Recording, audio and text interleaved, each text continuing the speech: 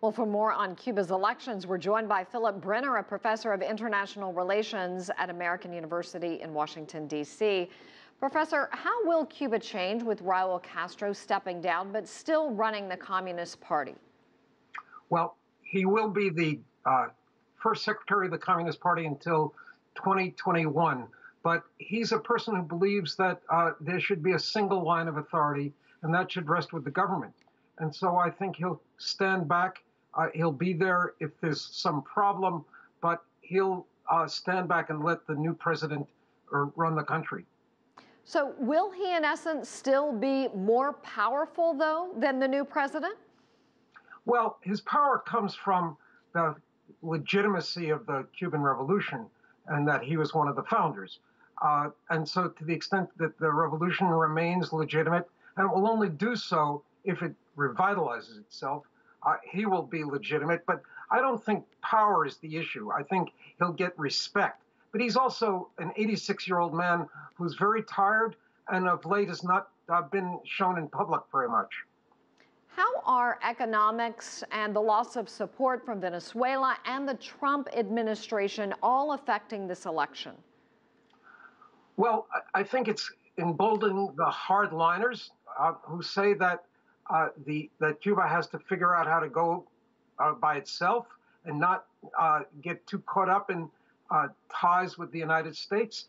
In fact, the loss of tourism, which is the main loss from the United States, will have only a minor effect on Cuba. There were about 300,000 North Americans from the United States who went to Cuba last year, and the total tourist population was 4.7 million. And so the loss is not as significant as one might think. It'll hurt some small businesses, but the greater loss is the momentum towards a normalization that gave people hope there would be more investment coming from the United States. You mentioned investment. What do Cubans want? Well, it needs hard currency investment in infrastructure.